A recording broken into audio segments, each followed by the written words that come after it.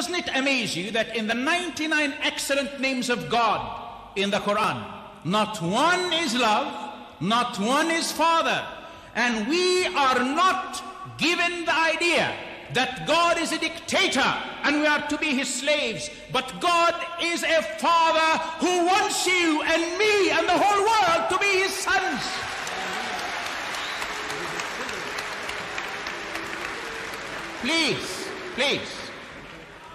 Please, would you hold on to clapping? Don't clap, please. Don't disturb us. How did Maryam conceive of the Holy Spirit? Who is the Holy Spirit? An angel called Gabriel? Let me challenge you. 75% of the wonderful Quran in my wonderful language of Arabic is from the Bible.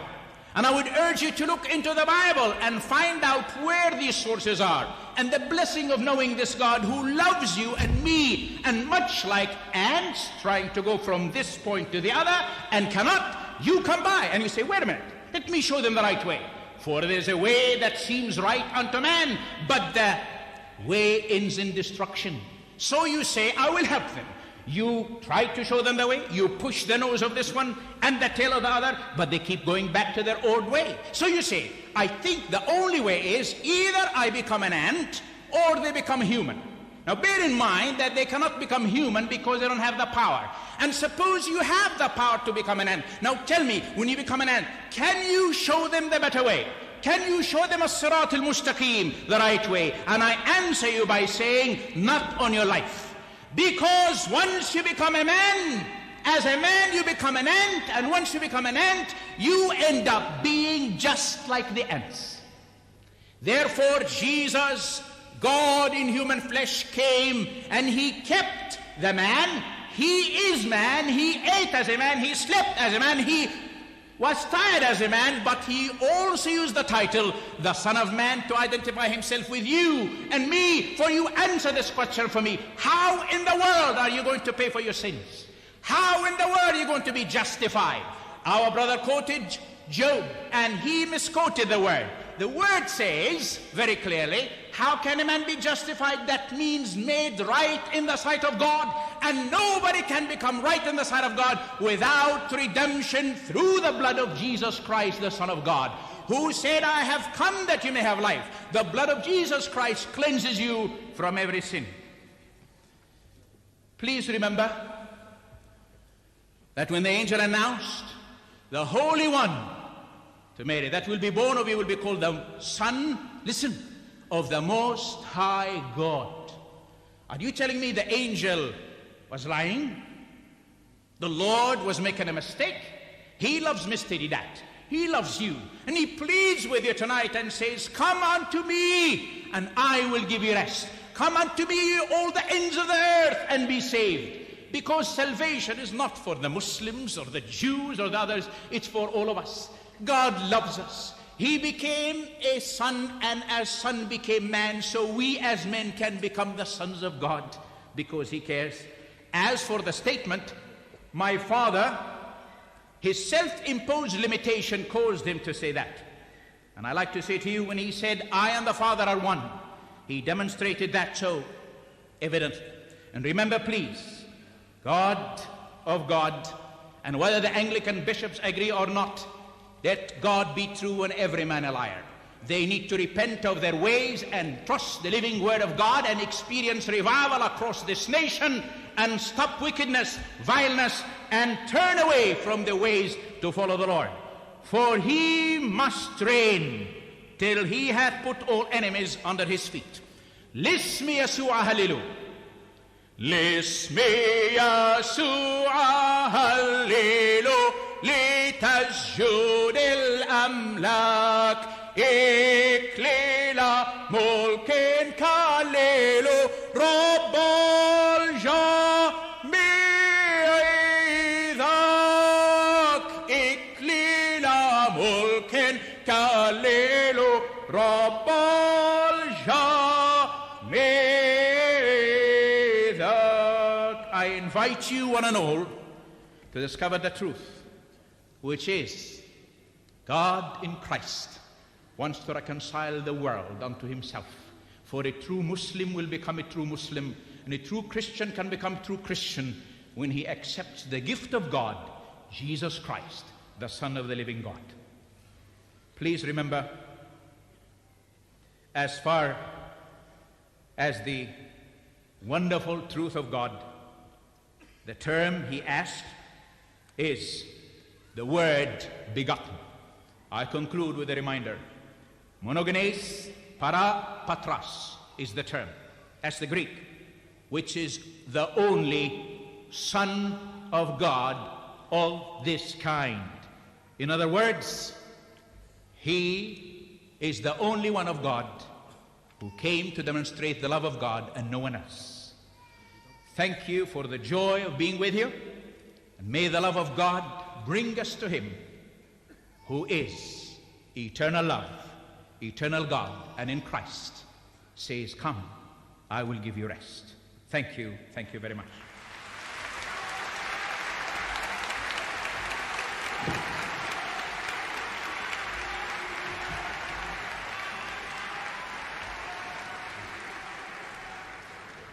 Thank you, and now Mr. Deedat. Quiet, please. Thank you very much. Now Mr. Deedat will make his reply as well. Thank you, sir.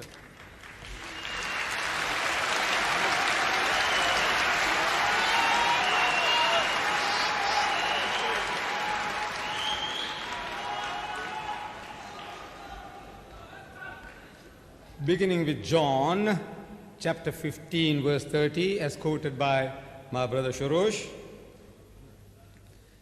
where Jesus is answering Philip, he says, if you have seen me, you have seen the Father. Which by reasoning, the Christian thinks that Jesus is the Father.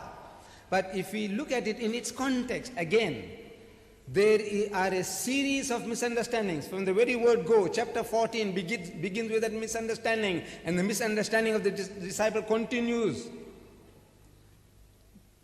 Chapter 14, it says, Jesus is telling his disciples, and whither I go, ye know, and the way ye know. You know where I'm going, and you know how to get there. So the disciples say, Master, we know not whither thou goest, and how can we know the way? They misunderstood. Jesus was speaking about spiritual journey, thinking of geographical locations like Dundee, Newcastle, where Southampton. He's talking about God and going to God. So Jesus says, I am the way, the truth, and the life.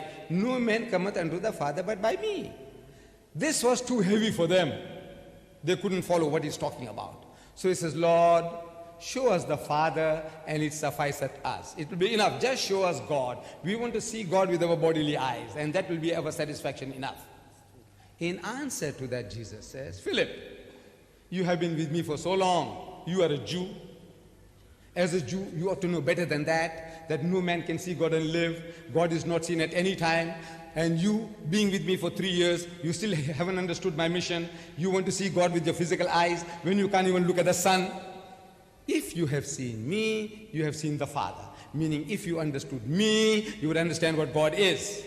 And this is the language he's speaking ever and anon. He says, seeing they see not, hearing they hear not, neither do they understand.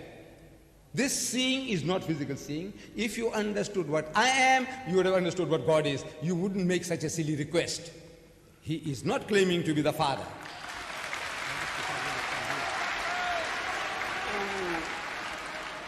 I would like to know, who has heard this verse? For there are three that bear record in heaven: the Father, the Word, and the Holy Ghost, and these three are one. Have you heard that before? Have you heard that? Do you read this in your Bible? Do you? Yes, yes. No, my brother says he does read it. You know, you don't read it in the Bible? It's not there? Yes. It is there, yes. And amazing that... Yes, yes. For there are three, I'm quoting, first epistle of John, chapter 5, verse 7. where it says, first epistle of John, chapter 5, verse 7, where it says, for there are three that bear record in heaven, the Father, the Word, meaning Jesus, and the Holy Ghost, and these three are one. It's there. In your Bible, sir?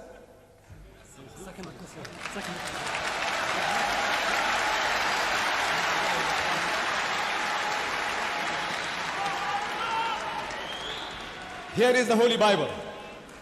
You see, this verse I quoted you now is to be found in the Roman Catholic version of the Bible. It is to be found in the authorized King James version of the Bible. It's there. But it has now been thrown out of the Revised Standard Version of the Bible as a fabrication.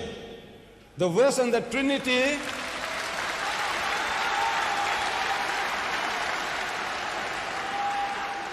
it is thrown out as a fabrication. All modern translations of the Bible do not have that verse anymore. This is thrown out not by Muslim scholars, Jewish scholars or Hindu scholars, by 32 scholars of the highest eminence, backed by 50 cooperating denominations. They found that this was a fabrication, and as a fabrication they threw it out.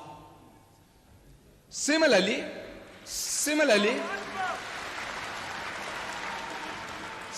the ascension. In the Gospels of Matthew, Mark, Luke, and John,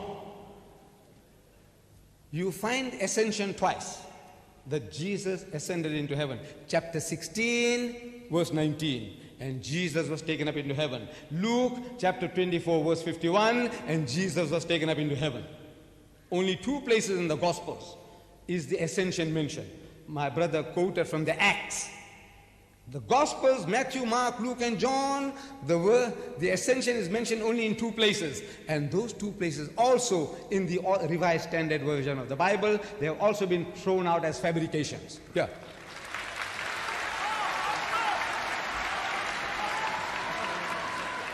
Revised Standard Version of the Bible. The fact that, the word Father does not occur in the Holy Quran is made a point of. We are given 99 attributes of God Almighty. But Father is not one of them. And Father in Arabic is easier than the word Rabb. You see, Ab in Arabic means Father. Ab. We read again and again in the Quran, Rabbul Alameen, Alhamdulillah Rabbil Alameen, Rabb, Lord, Cherisher, Sustainer, Evolver, Rabb, not Ab. Why not? Because of this misconception. There are millions of people on earth who are taking this thing physically, that this Father in heaven begot a son. And begetting is an animal act. It belongs to the lower animal functions of sex. So this word is eschewed, is taken out, never used, simply because there are people like my brother's son, his brother.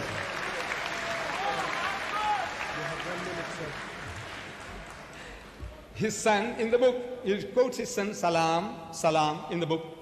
And Salam says that, after my brother Shorrosh came out of the bath and pulled the plug and the water went out, he said, now he knows how rain comes about.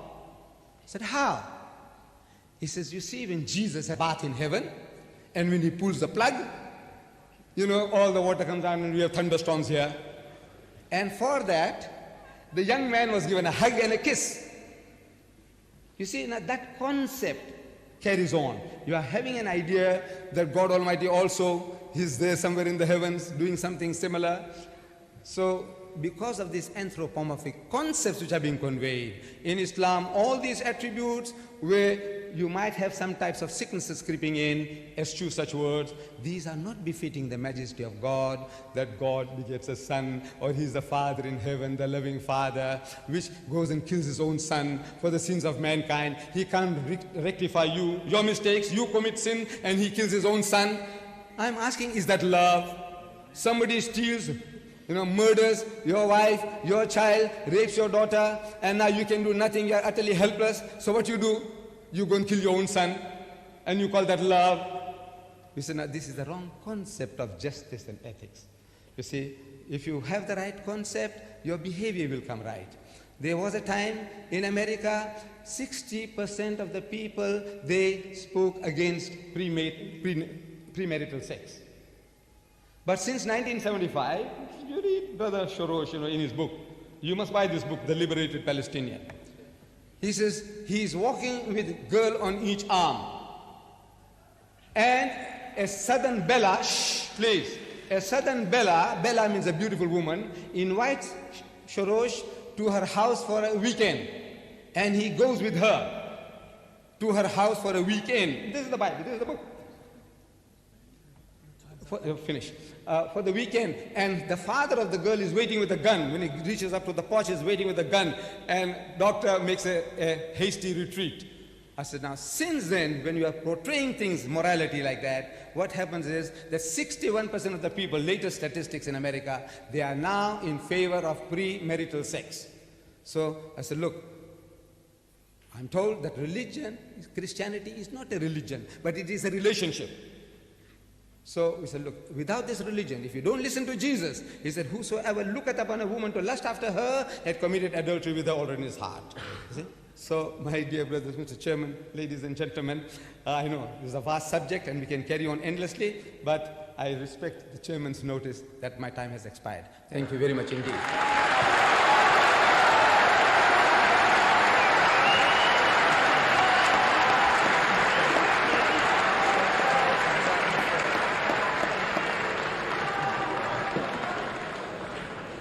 Now we are extremely grateful for your keen interest.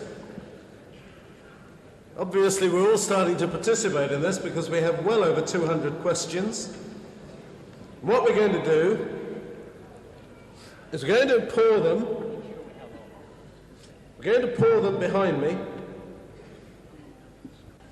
Now, some of these are going to be written in a language that I'm going to struggle with. And therefore, when that happens, I'm going to pass them to the experts to translate and answer their questions.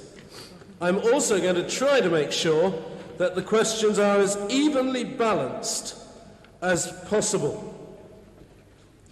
Now, the first question is, and it's addressed to Mr. Deedat, why did Jesus allow Thomas to kneel at his feet and say to him, "My Lord and my God"? And sir, on these questions, at 1 minute I will tap you, and at 2 minutes I will be on my feet.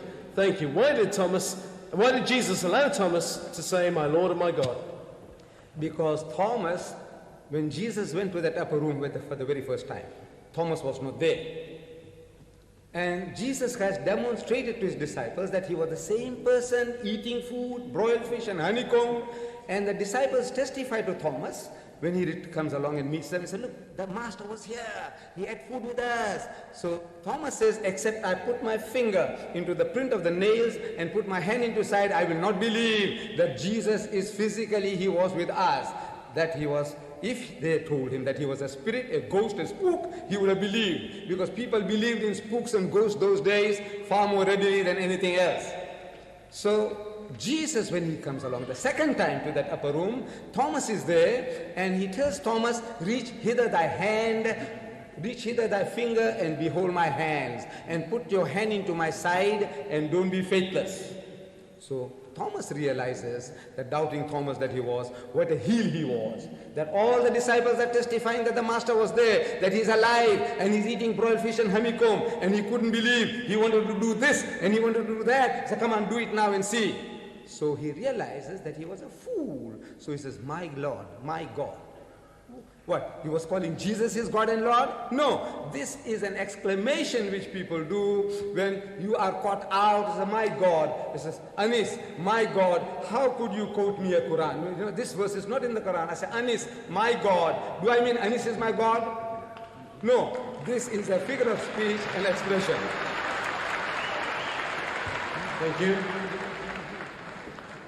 The next question is prefaced in the name of Allah. Did Jesus pray? If so, why does an all-perfect claim that's a claim by Christians, the questioner says, why does an all-perfect God need to pray? And to who did Jesus pray? Dr. Shorrosh. Beloved friends, how lovely it is to be with you. And I'd like to say to our brother, I trust we will have another occasion to share the same platform together. And perhaps I could even suggest a topic like he suggested the topic. The answer to the question. One of the difficulties apparently some of you are having is your God is too small. God is big enough to come down to say to you, I love you. Can you understand that much? God is love.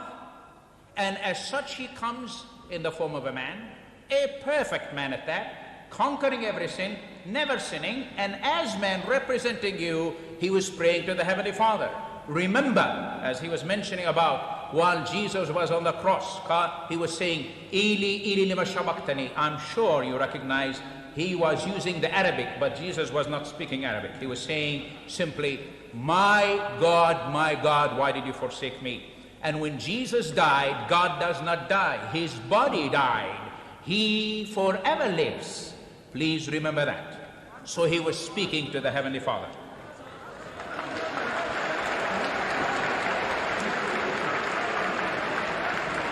Thank you. I'm afraid there are no supplementaries because I'm getting 300 at the same time. So we are going to continue with the next question. Remember,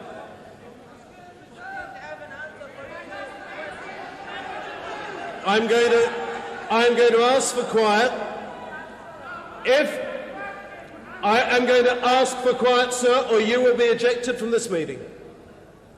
If the person to whom the question is addressed does not answer the question, then it is for him a defect and an advantage to his opponent.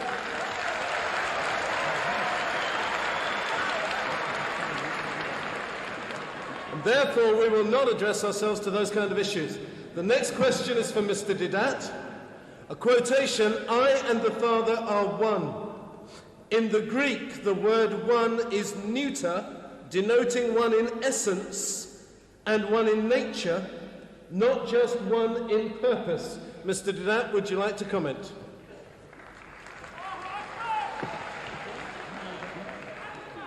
This one in Greek is hen, H-E-N, hen. Hen, one. Now, the same word hen is used in John chapter 17, where Jesus is speaking to God Almighty. He says, I am one with you, and you with me, and the disciples with me. I in thee, and thou in me. We are all one. Hen, same hen. So now, if this one makes one in that bodily form like a sausage, one becomes like a sausage with God, or Jesus becomes one with God as a sausage, because it says this is one means one. Like Adam and Eve, the Bible says that they twain shall be one flesh, one. Sausage? No, in purpose. Same word in Greek, hen. The same word in Greek, hen, for the disciples, including Thomas and Judas. All of them, we are one with you, I with you, God Almighty, and you with me. You are one with me, and I in them. Now that oneness, I'm asking, what oneness? Same hen in Greek. Does it mean that they all became a sausage? All the 12 disciples and the traitor Judas, and with God and Jesus become a sausage? No. This one is in purpose and not in body or power or omnipotent or omniscience.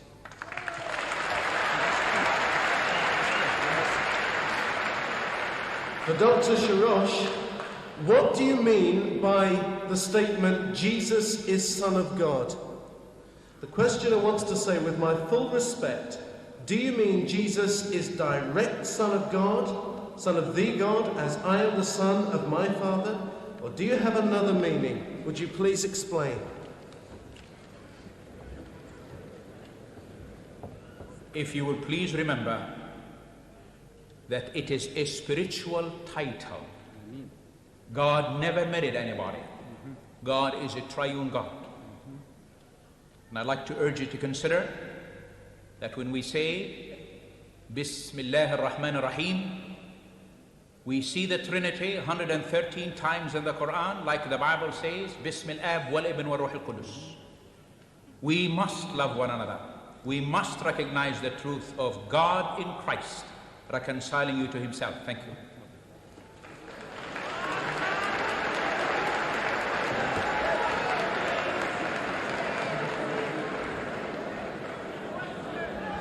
Mr. Deedat, could you please explain how God could save the world?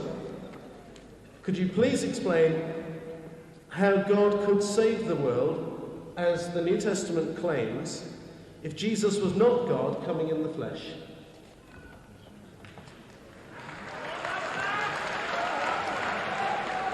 Let me first correct my brother Shorrosh about Bismillahir Rahmanir Rahim.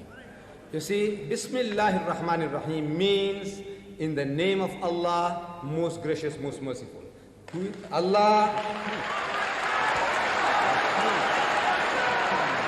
Allah who is most gracious, most merciful, and those God's 99 attributes. That is Allah. He is not 99 gods, he is not 3 in 1.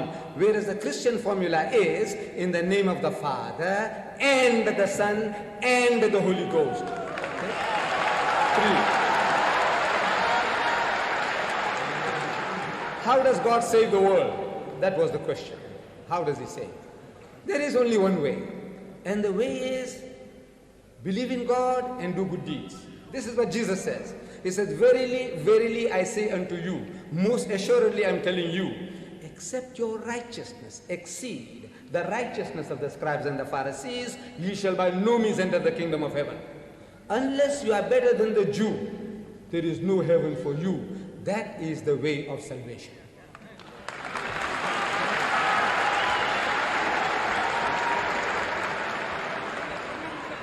Now, Mr. Deedat has concluded that comment on a very positive statement. I'm going to throw that same one open to Mr. Shorrosh and allow him to conclude on a similar positive statement, albeit a very brief one. Thank you.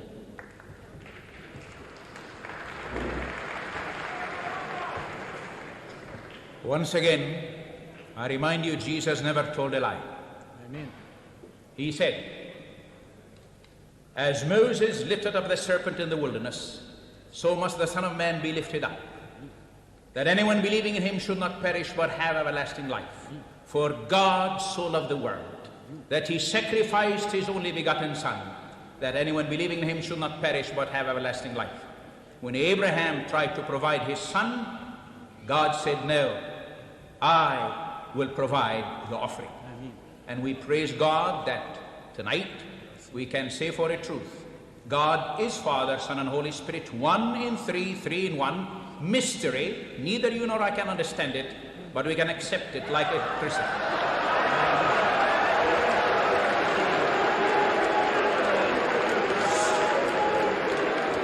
I'm going to ask for your quiet for a moment or two. Between 1,000 and 2,000 people were unable to get in here tonight, and therefore they were reluctantly turned away by the police on the instruction of the authorities here because there was no room. I felt when I heard about this that it must be impossible for a debate of this kind to be carried out between a Christian and a Muslim. I'd like to ask you to thank the speakers.